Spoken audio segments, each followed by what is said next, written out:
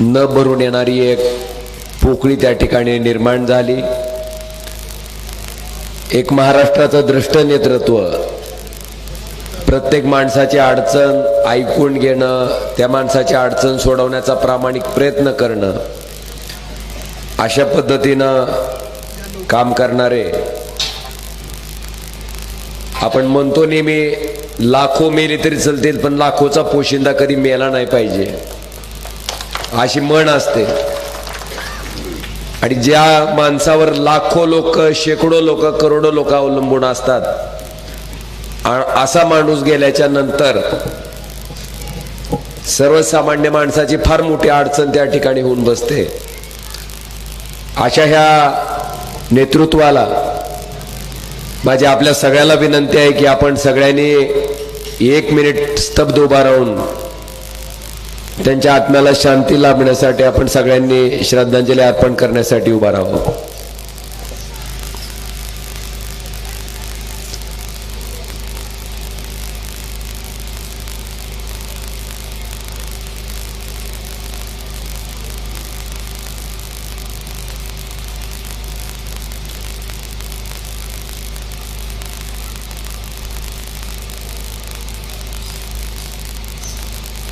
ओम शांती।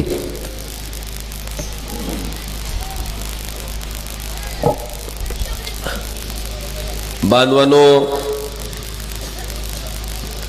जिल्हा परिषद आणि पंचायत समितीच्या निवडणुका तब्बल 8 वर्षाच्या प्रतीक्षेनंतर या ठिकाणी पार पडतायत आणि या निवडणुकीला शिवसेना उद्धव बाळासाहेब ठाकरे या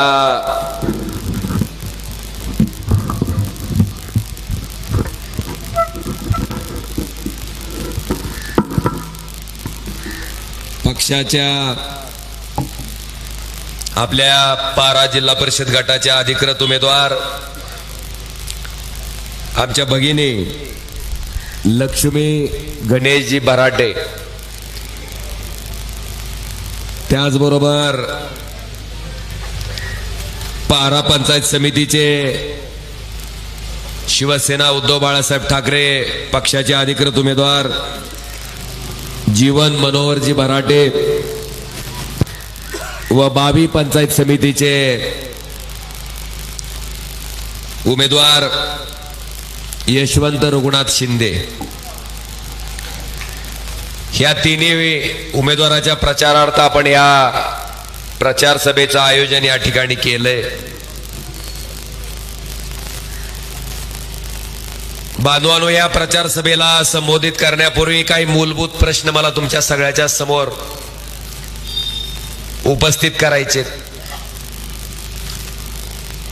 आज जिल्ह्यामध्ये 2 बाजू त्या ठिकाणी ही निवडणूक लढवत आहेत। एका बाजूला आम्ही आहेत, प्रशांत बाबा आहेत,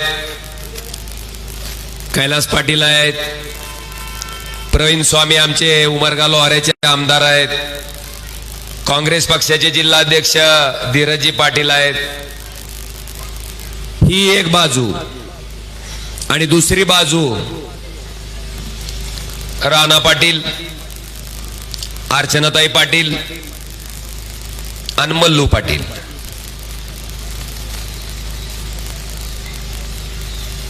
ही दुसरी एवढीच बाजू आहे।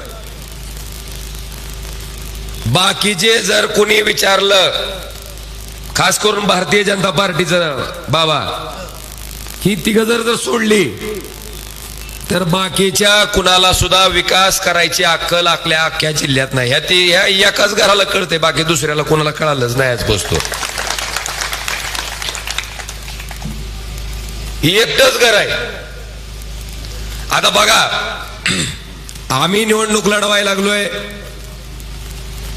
बांधवानो, 55 जागापैकी आमच्या 28च्या पुढे जागा आल्या। आमची सत्ता जर जिल्हा परिषद मध्ये आली तर त्या जिल्हा परिषदच्या अध्यक्षाच्या खुर्चीवर आपल्या ह्या जिल्हा परिषदच्या सदस्य लक्ष्मीताई भराटे सुद्धा जिल्हा परिषदच्या अध्यक्ष म्हणून बसू शकतात. थोडक्यात सांगायचा माझा मुद्दा असा आहे की आमच्याकडं जिल्हा परिषदची सत्ता आली तर ग्रामीण भागात राहणारी सर्वसाधारण महिला, जिला ग्रामीण भागाची जाण आहे अशी महिला त्या ठिकाणी जिल्हा परिषदची अध्यक्ष होऊ शकते. आणि पुढच्या बाजूला सांगा की पुढच्या बाजूला जर भाजपची सत्ता आली तर जिल्हाध्यक्ष कोण? वा वा वा वा, काय अवस्था आहे. अर्चनाताई पाटील. का हो? ही निवडणूक कार्यकर्त्याचे. खासदारकी लागली अर्चनाताई पाटील, आमदारकी लागली राणा पाटील. आता भारतीय जनता पार्टीनं किमान अरे जिल्हा परिषद तरी कार्यकर्त्याला सोडायचे की काही बी नाही लढू द्यायचे. ग्रामीण भागातलं नेतृत्व जे तयार होतंय, तुम्ही जर बघितलं असेल, स्वर्गीय विलासरावजी देशमुख साहेब बाबळगावचे सरपंच होते, तिथपासून ते महाराष्ट्राच्या मुख्यमंत्री पदापर्यंत पोहोचले. आमचे आमदार कैलास पाटील ग्रामपंचायतचे उपसरपंच होते, पुन्हा जिल्हा परिषदचे सदस्य झाले आणि आता 2 वेळेस कळंब धाराशिवचे आमदार आहेत. सांगायचा मुद्दा आणि तात्पर्य इतकंच आहे बांधवानो की ग्रामीण भागातनं सर्वसामान्य कार्यकर्त्याचं नेतृत्व पुढे येणारी ही निवडणूक आहे. ह्या निवडणुकीत सुद्धा सामान्य कार्यकर्त्याला संधी न देता माझी बायकोच त्या खुर्चीत बसली पाहिजे हा अट्टास पुढच्या पार्टीचा का? आणि माझं भारतीय जनता पार्टीच्या सगळ्या कार्यकर्त्याला ओपन चॅलेंज आहे इथं निवडणूक लढणाऱ्याला सुद्धा की तुमच्यात हिम्मत आहे का की जसं ओम राजे सांगतय की जिल्हा परिषद मध्ये आमची सत्ता आली तर आमची सर्वसाधारण महिला, आमची भगिनी, सर्वसामान्य कार्यकर्त्याची पत्नी, सर्वसामान्य कार्यकर्त्याची आई त्या ठिकाणी जिल्हा परिषदचे अध्यक्ष होईल. त्याच पद्धतीनं राणा दादा आपण अर्चनाताईला बाजूला ठेवून आपण सुद्धा सर्वसामान्य कार्यकर्त्याच्या पत्नीला जिल्हा परिषदचा अध्यक्ष म्हणून संधी देऊ असा कार्यकर्ता सांगू शकतोय का? अजिबात सांगू शकत नाही. आणि मला विचारायचंय, इतकी हाव का हो? तुमच्या घरात 45 वर्ष मंत्रीपद होतं, तुमच्या घरात खासदार होते, आमदार होते, मंत्री होते, इतका हव्यास त्या पदाचा का? बांधवानो, मी एवढंच सांगू इच्छितो की वयाच्या 24व्या वर्षी बाबा साक्षीदार आहेत, गोदावरीताई केंद्रे 2007 ला ह्या ओमराजेनं जिल्हा परिषदच्या अध्यक्ष म्हणून त्या ठिकाणी जिल्हा परिषदच्या अध्यक्ष पदाच्या खुर्चीवर बसवलेले आहेत. ही जरा थोडं त्या मल्लू पाटलाला सांगा. नगरपालिकेतून इमान भलतच हवेत गेलंय. आणि अजून मला दुसरी गोष्ट सांगायची की 2007 पासून ते 2026 पर्यंत जिल्हा परिषदच्या निवडणुकीमध्ये माझ्या कुटुंबातली एकही व्यक्ती निवडणूक लढवलेली नाही. आणि त्याच्या उलट राणा पाटलाच्या कुटुंबातल्या व्यक्तीनं एकही निवडणूक सोडलेली नाही. अरे कशाला बी टाळ्या मार नको रे. मुद्दा माझा लक्षात आला का?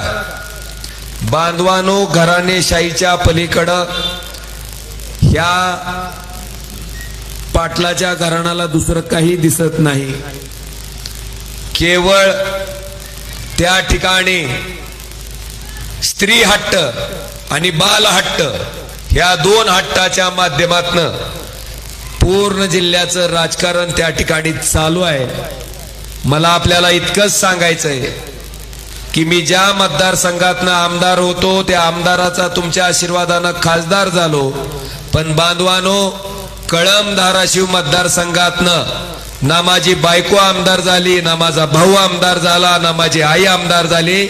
कैलास पाटील नावाचं शेतकऱ्याचं एक लेकरू 2 वेळेस आमदार त्या मतदारसंघातनं करायचं काम शिवसेना उद्धव बाळासाहेब ठाकरे पक्षानं केलं. आणि तिकडं फक्त कुटुंबाचं खुर्चीला बसवायचं चिटकून ह्या एक भूमिकेतनं त्या ठिकाणी निवडणूक लढवली जाते. हा पहिला फरक. दुसरा फरक, बांधवानो उद्धव साहेबांनी मला एकदा आमदार 2दा खासदार व्हायची संधी दिली. 2022 ला आमचा पक्ष फुटला, पण आमचा पक्ष फुटल्याच्या नंतर तिकडं गेलं 100 कोटी रुपये होते, तिकडं गेलं सत्तेत बसता येत होतं, तिकडं गेलं पद मिळत होतं. मी सुद्धा तुम्हाला विकास करायला चाललोय असं सांगून तिकडं पालतं पडता येत होतं, स्वतःचा स्वार्थ साधता येत होता. पण ज्या मतदारांनी मला मतदान केलं, ज्या पक्षानं माझ्यावर विश्वास टाकला, त्यांच्याशी कुठेही गद्दारी न करता कैलासवासी पवनराजे निंबाळकर साहेबाच्या नावाला कुठेही डाग न लागता मी आहे तिथं तुमच्यासाठी प्रामाणिकपणे ठामपणे ह्या सगळ्या गोष्टीवर लात मारून उभा आहे. बांधवानो, आम्ही स्वार्थासाठी, पैशासाठी, सत्तेसाठी संधी साधूपणा करणारी माणसं नाहीत. आम्ही प्रामाणिक, निष्ठा आणि इमानदारी ह्या भूमिकेतनं राजकारण करणारी माणसं आहेत. आता पुढचं, ज्या शरद पवारांनी डॉक्टर पाटील आणि राणा पाटील यांना 45 वर्ष मंत्री पद दिलं, मी तर म्हणतोय बाबा राणा पाटलाला वर्गात सुद्धा मॉनिटर मास्तरनं केलं नसेल लवकर, पण पवार साहेबांनी डायरेक्ट मंत्री केलं. त्या पवार साहेबाची सत्ता गेली रे गेली की एका रात्रीत गडी कमळाबाईच्या वॉशिंग मशीन मध्ये. आणि सांगतेत काय, मला विकास करायला चाललोय. खरंच ही पुढारी विकास करायला चाललेत का हो? खरं कारण सांगू का तुम्हाला? 45 वर्ष मंत्री पदाच्या काळात जी काळा पैसा हाणलाय ती ईडीच्या धाडीपासून वाचवण्यासाठी ही कमळाबाईकडे चालली ती खरं कारण. पण सांगताना तुम्हाला भाषणात सांगते विकास करायला चाललोय. तिकडं काहीतरी जाऊन पदरात पद पडल ही खरं कारण. सत्तेच्या माध्यमातून परत आपला जुना धंदा तेजीत आणता येईल ह्याच्यासाठी भाजपमध्ये जाणं ही खरं कारण. पण सांगताना मात्र तुम्हाला सांगितलं जाते विकास करायला चाललोय. आता माझा दुसरा प्रश्न आहे की अशा पद्धतीनं प्रामाणिकपणे निष्ठेने राजकारण करणारी एक बाजू आहे आणि जिकडं खोबरं तिकडं चांग भलं म्हणणारी संधी साधू स्वार्थी वृत्तीची दुसरी बाजू आहे. निवड तुमची आहे बांधवानो की ह्याच्यातली चांगली बाजू आणि योग्य बाजू कोणची आहे त्याचा निर्णय उद्याच्या 7 तारखेला त्या ठिकाणी आपल्याला घ्यायचा आहे. ही 2 विषय झाले. पुढं मला वारंवार सांगितलं जातं विकासावर बोला, विकासावर बोला. बिलकुल बोललंच पाहिजे, कारण आपल्या जिल्ह्याचा विकास झालायच तेवढा. झाला का नाही? 45 वर्ष पद्मसिंह पाटील, राणा पाटील मंत्री असल्यामुळं आपला जिल्हा अख्ख्या देशात कुठं आहे?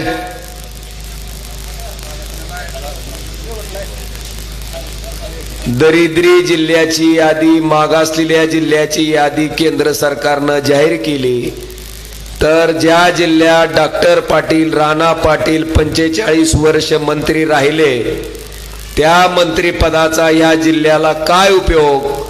तर दरिद्री जिल्ह्यात पूर्ण देशात क्रमांक 3 चा जिल्हा म्हणून कोणता जिल्हा? धाराशिव. नशीब तुम्ही टाळ्या वाजवल्या नाही. आंबेजवळ घ्या टाळ्या वाजवल्या कडकडा कडकडा म्हणलं हे ना तर बापल्या का साधायले म्हणलं. आता बघा 45 वर्ष मंत्रीपद मिळून आपला जिल्हा दरिद्री जिल्ह्याच्या यादीत 3ऱ्या नंबरला, पण त्या जिल्ह्याचा मंत्री म्हणून राहिलेला माणूस जेव्हा 2009ला खासदारकीची निवडणूक लढवतो तेव्हा त्याची इस्टेट जाहीर केल्यावर असं लक्षात आलं की पूर्ण भारत देशात क्रमांक 3चा श्रीमंत खासदार म्हणून मंत्री राहिलेले डॉक्टर पद्मसिंह पाटील त्या ठिकाणी अख्ख्या देशात श्रीमंत खासदाराच्या यादीत 3 नंबरला।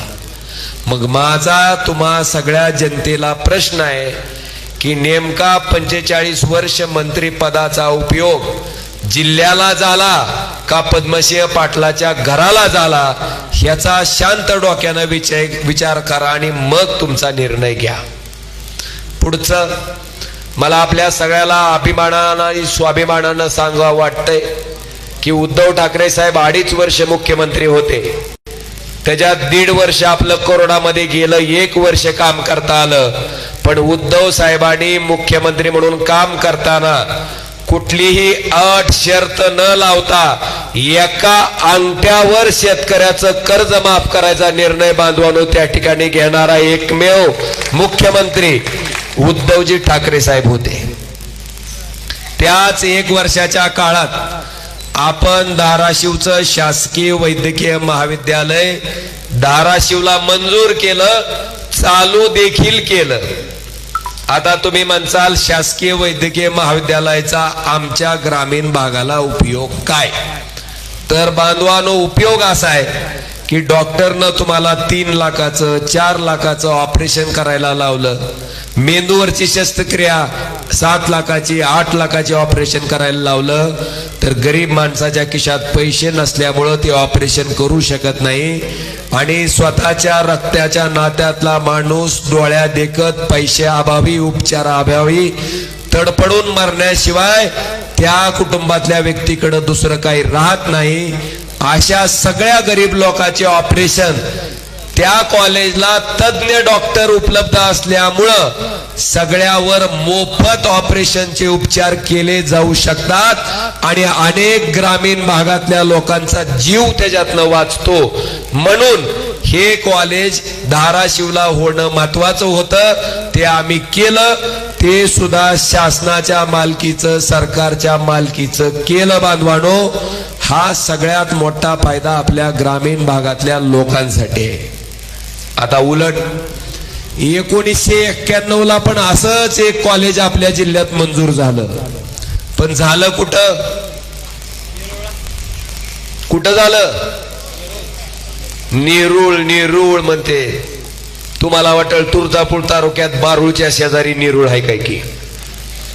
नेरूळ मुंबईत आहे। मला तुम्हाला प्रश्न विचारायचा आहे, जर 91ला ती मेडिकल कॉलेज मुंबई नेरूळच्या ऐवजी धाराशिवला झालं असतं तर आपल्या जिल्ह्यातल्या कित्येक लोकांचे जीव त्या कॉलेजमुळे वाचले असते, त्यांच्यावर उपचार झाले असते, त्यांच्यावर ऑपरेशन झाले असते आणि कित्येक लोकांचे प्रपंच सुद्धा वाचले असते। कारण 91 पासून आज 2026 आहे, ह्या 36 वर्षात त्या कॉलेजचा किती फायदा जर आपल्या जिल्ह्यात झाला असता तर आपल्या ग्रामीण भागातल्या लोकांना झाला असता का नसता हो? पण केलं कुठं? मुंबई नेरूळ। हिथून 4 जणाला उचलून नेते, तिथं नीट करते आणि हिथं आणल्या त्यांच्या पुढे तिथं अंडकाळ्या लावून विचारते कस काय नीट झाला का? हाणलं पाहिजे का नाही हो यांना? बांधवानो, मला त्याच्या पुढचा प्रश्न आहे की आता जिल्हा परिषदची निवडणूक आहे, 36 वर्ष झालं मेडिकल कॉलेज पद्मसिंह पाटलाचं, राणा पाटलाचं मुंबईला चालू आहे, शासनाच्या मालकीचं नाही, तेरणा पब्लिक चॅरिटेबल ट्रस्टच्या मालकीचं हे मेडिकल कॉलेज आहे आणि तिथं मरुस्तोर अध्यक्ष डॉक्टर पाटील, मरुस्तोर सदस्य राणा पाटील, मरुस्तोर सदस्य अर्चनाताई पाटील, मरुस्तोर सदस्य मल्लू पाटील, सगळं एका घरात, नाव ट्रस्टचं। माझं राणा पाटलाला जाहीर आव्हान आहे की ह्या 36 वर्षात 91 पासून ते 26 पर्यंत तुम्ही अख्ख्या धाराशिव जिल्ह्यातल्या पूर्ण धाराशिव जिल्ह्यातल्या एका तरी गरीब शेतकऱ्याचं शेतमजुराचं पोरग फुकट डॉक्टर केलेलं एक म्हणतो एक अशा सभेत दाखवायचं, एक पोरग गरीबाचं, एक शेतकऱ्याचं, एक शेतमजुराचं एक तरी पोरग दाखवायचं, मग जिल्हा परिषदची मतं मागायची, नाही तर मागायची नाहीत, असं माझं त्यांना जाहीर आव्हान आहे. मी प्रचार सुरू झाल्यापासून प्रत्येक सभेत बोलतोय, पण अजून एक सुद्धा पोरग दाखवू शकले नाहीत. का? एक MBBS ऍडमिशन करायला 1.5 कोटी रुपये मिळतात. किती? 1.5 कोटी. अशा 60 जागा त्या कॉलेजमध्ये दर वर्षी भरल्या जातात. 60 90 कोटी रुपये. सोयाबीनचा भाव पडला तरी, ऊस कोणच्या कारखान्याला नाही गेला तरी, कांद्याचा भाव पडला तरी, काही जरी नैसर्गिक आपत्ती आली, दुष्काळ जरी पडला, तर राणा पाटलाच्या घरात 90 कोटी रुपये ह्या कॉलेजच्या माध्यमातून येतात. आणि त्या 90 कोटी रुपये एका वर्षातले 5 वर्षाचे 450 कोटी रुपये गोळा करायचे, इकडं यायचं, त्याच पैशाच्या ताकदीवर तुमची मतं घ्यायची आणि त्याच्यावर पुन्हा राजकारण करायचं, सत्तेत यायचं, त्या सत्तेच्या माध्यमातून परत पैसा गोळा करायचा. ह्या दुष्टचक्रात ह्या जिल्ह्याला गेल्या 40-45 वर्षात ज्यांनी अक्षरशः सामान्य लोकांचं रक्त शोषून खाल्लंय, अशा मंडळीला तुम्ही मत देणार का? हा माझा मूलभूत सवाल इथल्या सर्वसामान्य नागरिकाला आहे. तुम्ही ठरवायचंय. आता बांधवानो, मला आपल्या सगळ्याला आनंदानं सांगावंसं वाटतंय की प्रधानमंत्री ग्राम सडक योजनेच्या माध्यमातून वाशी सरमकुंडी रस्ता 5 कोटी रुपये आपण त्या ठिकाणी ह्या रस्त्यासाठी निधी मंजूर केला. त्याचबरोबर काम केलं. वाशी गोलेगाव खानापूर 4.5 कोटी रुपये प्रधानमंत्री ग्राम सडक योजनेतनं. वाशी गोलेगाव इसरू खानापूर ह्या रस्त्यावरचा पूल 1,61,00,000 रुपयाचा. बांधवानो, हे काम मी खासदार म्हणून प्रधानमंत्री ग्राम सडक योजनेतनं मंजूर करून घेतलेत. त्याचबरोबर आपल्याला माहिती आहे लाईटची अडचण प्रचंड मोठी आहे ग्रामीण भागातली. बांधवानो, आपल्या सगळ्याला मला सांगावं वाटतंय, RDSS नावाची केंद्र सरकारची योजना आहे, ज्याचा अध्यक्ष त्या जिल्ह्याचा खासदार असतो. मी आपल्या लाईटची अडचण लक्षात घेऊन आपल्या वाशी तालुक्यामध्ये वाशी आणि बावी ही 2 नवीन सबस्टेशन, त्याचबरोबर ऍडिशनल पॉवर ट्रान्सफॉर्मर पारा आणि पिंपळगाव ह्या ठिकाणी ऍडिशनल पॉवर ट्रान्सफॉर्मर हे आपण मंजूर केलेत. बऱ्याचशा गावात एजी फीडर सेपरेशन, गावठाण feeder separation, link line connection, loss reduction ह्याची कामं चालू आहेत. आणि माझा आपल्याला शब्द आहे की पुढच्या 6 महिन्यात ते वर्षभरात ह्या सबस्टेशनची ऍडिशनल पॉवर ट्रान्सफॉर्मरची कामं झाल्यावर लाईटच्या बाबतीत जिल्ह्यात आपल्या तालुक्यात कसल्याही प्रकारची अडचण शेतकऱ्याला येणार नाही. ह्या पद्धतीचं काम आपण त्या ठिकाणी RDSSच्या माध्यमातून केलंय. बांधवानो, आपल्या सगळ्याला मला सांगायचंय की आपण जर बघितलं असेल तर जंगली रम्मी ॲप, मला वाटतं महिलांना जास्त माहिती असेल जंगली रम्मी ॲप. किती लोकांचे प्रपंच बुडाले हो. किती लोकांनी ह्या जंगली रम्मी ॲपच्या नादात स्वतःच्या प्रपंचाचं वाटोळं करून घेतलं. कोण जाहीर बोलत नाही, पण ह्या जंगली रम्मी ॲपच्या नादाला लागून ग्रामीण भागातल्या अनेक प्रपंच, अनेक कुटुंब उद्ध्वस्त झालेत. मी एक उदाहरण तुम्हाला सांगू इच्छितो. एक उदाहरण, आमच्या इथं कावलदारा बावी मधल्या एका JCB चालक असणाऱ्या माणसानं ह्या जंगली रम्मी ॲप मध्ये एवढे पैसे हरले की अख्खी प्रॉपर्टी विकून सुद्धा त्यांना सावकाराची भरती होईना, शेवटी त्या माणसानं स्वतःच्या गरोदर पत्नीची, स्वतःच्या 3 वर्षाच्या मुलाची विष देऊन हत्या केली आणि स्वतः गळफास लावून अख्खं कुटुंब ह्या जंगली रम्मीमुळे त्या ठिकाणी संपलं बांधवानो.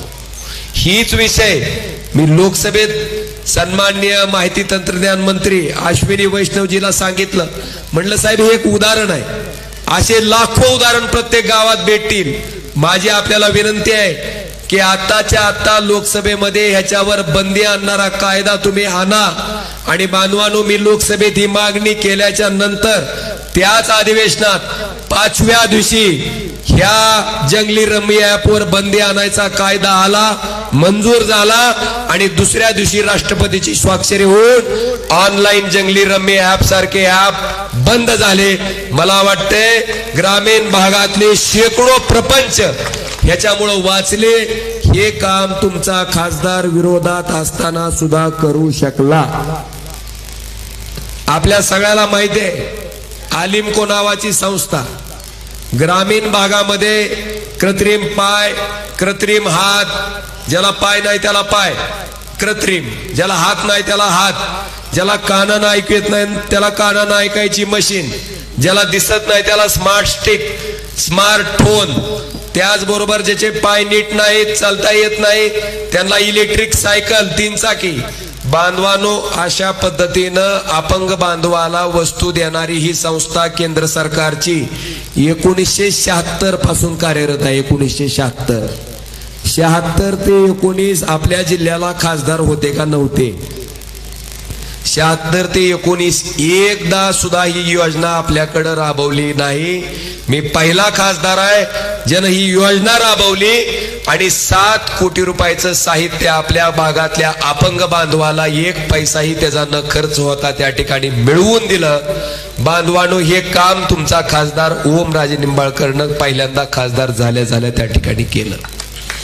आज मला आपल्या सगळ्याला विचारायचंय की लोकसभेत तुमचे प्रश्न आम्ही मांडतो का नाही? शेतकऱ्याला मला विचारायचंय खास करून, तुमची निश्चिती झाली का नाही अजून? हसायला लागली ती, म्हणते ती का? अहो 11,000 रुपये क्विंटलचं सोयाबीन तुम्ही 3200 न ऐकलं, केवळ केंद्र सरकारनं सोयाबीन आयात केल्यामुळं, केवळ एका केंद्र सरकारच्या धोरणामुळे आपल्याला 11,000 रुपये क्विंटलचं सोयाबीन 3200 रुपयानं क्विंटलनं विकायची पाळी आली. ही अवस्था. कांद्याचा काय भाव आहे? एकरला 50,000 तरी खर्च येते का नाही कांदा काढायला? मार्केटला न्यूज तर 55,000 येईल का तेवढी पट्टी? मग कवा निश्चिती व्हायची नेमकी? भाई और बहिनो सांगा तरी आम्हाला. खताच्या किमती मी आणल्यात काल, आवर्जून आणलंय मी काढून. खताच्या किमती 2000 त्या ठिकाणी 14ला काय भाव होते खताचे वाचून दाखवू का? 10-26 1076 रुपये भाव होता. आता झालाय 2025. जरा मोठ्यानं टाळ्या होऊ दे की.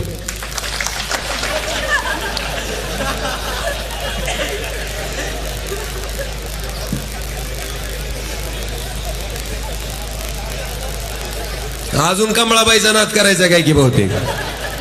आता तर 3000 रुपयेच करते बघा. आता काय माणसं. DAP 1200 रुपयाला होता, आता झालंय 1350. 12-32-16 1176 रुपये भाव होता, आता झालाय 2025. 24-24-0 1200 होता, आता झालाय 1900. 15-15-15 900 होता, आता झालाय 1650. 19-19-19 1650 होता, आता झालाय 2075. MOP 900 रुपये होता, आता झालाय 1850. उत्पन्न दुप्पट झालं नाही पण खताचा भाव मात्र दुप्पट झाला. अशा टाळ्या वाजवीत राहा म्हणजे ती तिप्पट करते. 14 35 14 1300 रुपये भाव होता, आता झाला 2175. 9 24 24 1850 होता, आता झाला 2100. मग झाली की निश्चिती? झाली का नाही? इतकी दयनीय अवस्था ज्या सरकारनं शेतकऱ्याची केली. मला तुम्हाला अजून विचारायचंय, विधानसभा निवडणुकीच्या आधी तुम्हाला काय शब्द दिला होता? काय दिला होता? कर्जमाफीचा शब्द दिलता का नाही? मग मिळाली का कर्जमाफी? आता कमळाबाईचा माणूस आला की त्याला म्हणायचं कर्जमाफी देन मगच मत मागायला ये, नाही तर येऊ. रास्त आहे का चूक आहे माझं? बांधवानो, सरकार किती गंमतशीर आहे. निवडणुकीच्या आधी लाडक्या बहिणीला सरसगट पगारी, आणि आता घरात दोनच. सासू म्हणती तुझं बंद कर, सून म्हणती तुझं बंद कर. चालू आहे ह्यांच्यात. आणि ही KYC ची कागद घेऊनच हिंडायली ती आता सध्या. ही परिस्थिती आहे का नाही खरी? त्याच पद्धतीनं निवडणुकीच्या आधी आनंदाचा शिदा, आणि निवडणूक झाली की गी हायब्रिड.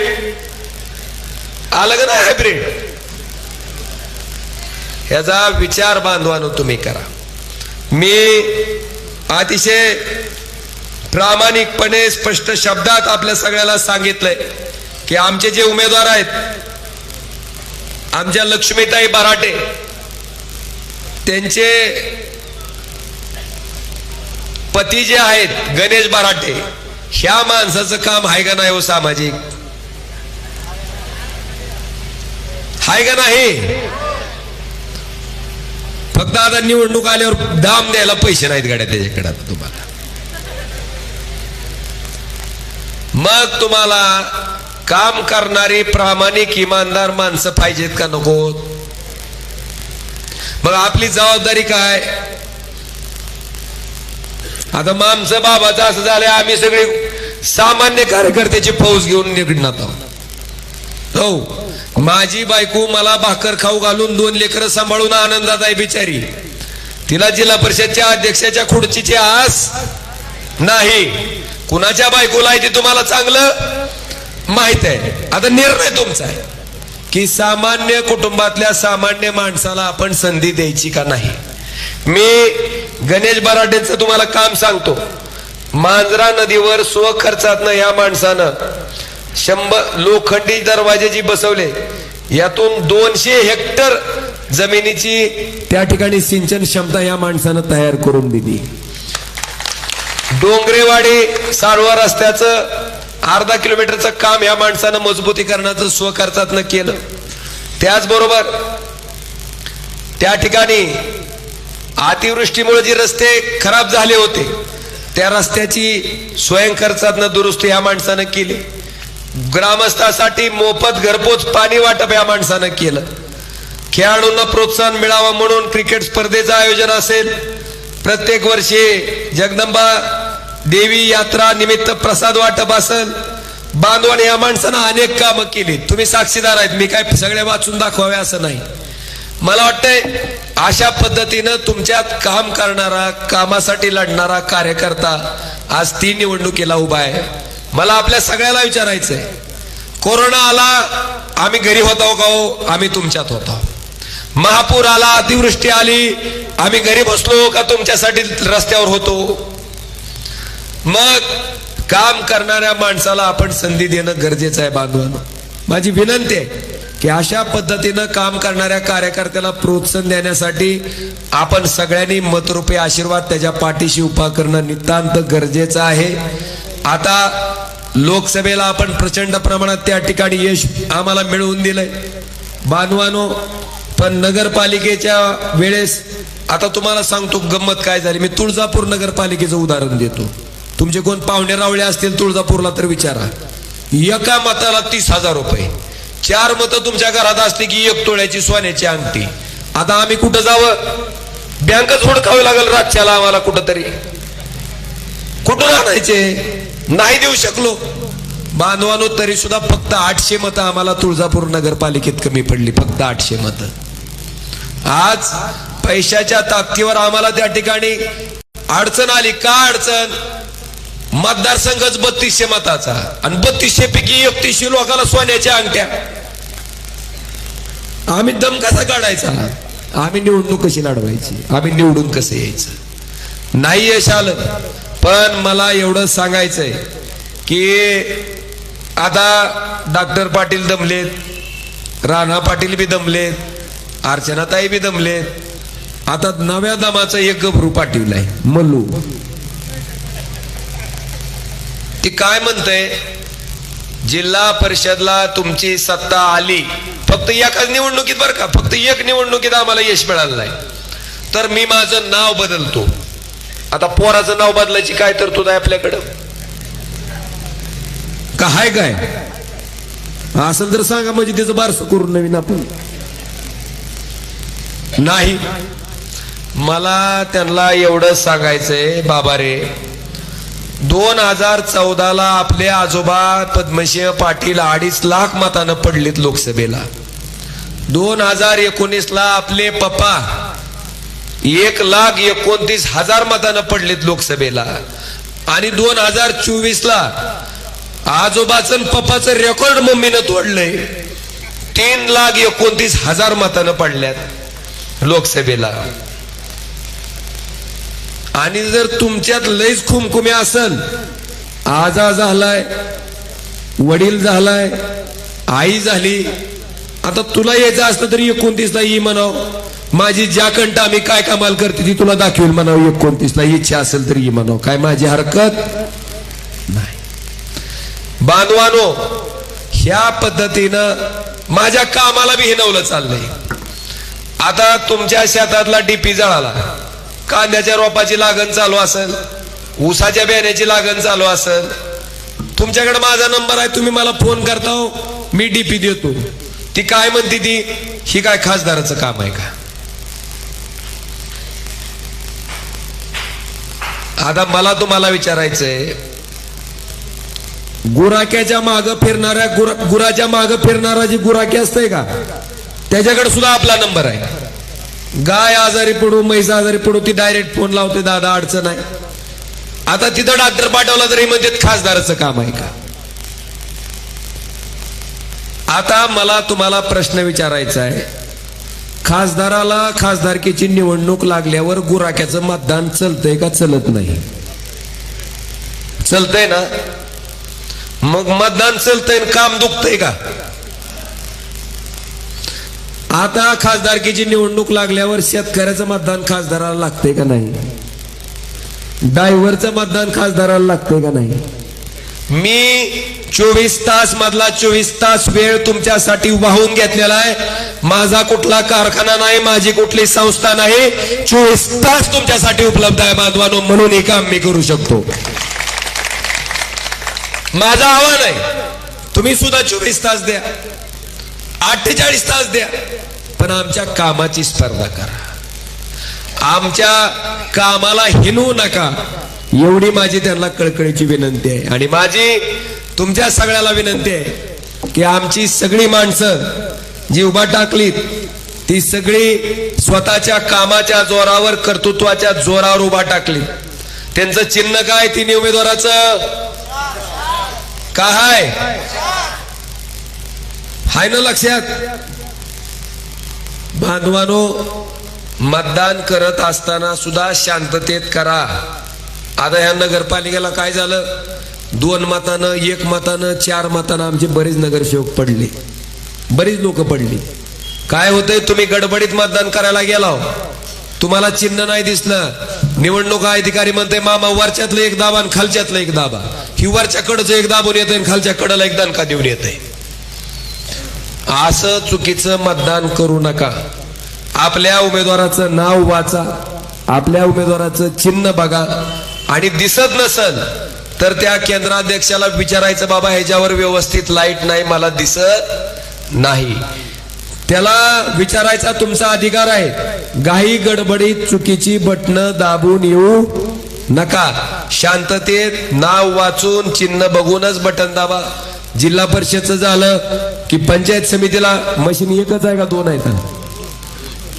पंचायत समितीची दुसरी मशीन असणार आहे, तिकडं जावा, तिथलं नाव वाचा, चिन्ह बघा, तिथलं बटन दाबा. व्यवस्थित बटन बघून, व्यवस्थित चिन्ह मशालीचं बघून त्या ठिकाणी आमच्या उमेदवाराला विजयी करावं. आणि मला तुम्हाला एवढंच विचारायचंय की तुम्ही जिल्ह्याच्या बाहेर गेलाव, महाराष्ट्रात गेलाव, कुठं जरी गेलात, तुम्हाला जर विचारलं तुमचा खासदार कोण आहे, तुम्ही ओमराजे नाव सांगितल्यावर तुमच्याकडे स्वाभिमानाच्याच नजरेनं पुढचा माणूस बगल बांधवानो. अशाच पद्धतीचं काम आम्ही आमच्या कार्यकाळात केलंय आणि त्याच ताकदीवर, तुमच्याच आशीर्वादावर, तुमच्या क्षमतेवर, तुमच्या प्रेमावर आम्ही ही सगळी माणसं उभा केली. आमच्याकडं तुम्हाला द्यायला 5,000 नाहीत, 10,000 नाहीत, पण मी सगळ्या उमेदवाराला सुद्धा आवाहन करतो, गणेश आपण काम करतोय, कुठे गेले गणेशराव, काम करतोय आपण, पण असं काम करायचं बांधवांनो की पुढच्या 5 वर्षात आपल्या विरोधात उभारायची हिंमत सुद्धा माणसाची झाली नाही पाहिजे. अशा सगळ्याकडनं काम मला अपेक्षित आहे. तुम्ही वेळ देताय पण पूर्ण वेळ द्या. 100% वेळ जर आपण लोकांसाठी दिला तर मी तुमच्या पुढं जिवंत उदाहरण आहे की 100 कोटी रुपये खर्चून सुद्धा 3,30,000 मतांना या ठिकाणी या मतदारसंघानं मला लोकसभेत पाठवलंय. आणि म्हणून त्या पद्धतीचं काम आपल्या सगळ्याकडनं अपेक्षित आहे. आज ह्या प्रचार सभेच्या माध्यमातून एवढंच आवाहन करण्यासाठी मी आपल्या सगळ्याच्या समोर येतोय. मतदानाची तारीख किती आहे?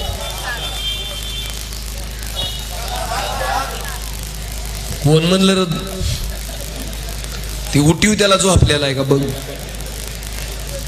7 आहे म्हणून सांग. 7 2 तारीख होऊन गेली. 7 आहे. 7 5 म्हणला होता का? 2 कोण म्हणलं होतं? हा बेटा मला ही दोन आवाज आला की 7-2 म्हणलं. मग हाय टप्प्यात म्हणलं नाहीत राहिला आपली भाकड फुकरच जिरली म्हणलं इथं तासभर आरडून 7-2 म्हणल्यावर मग योग्य आहे.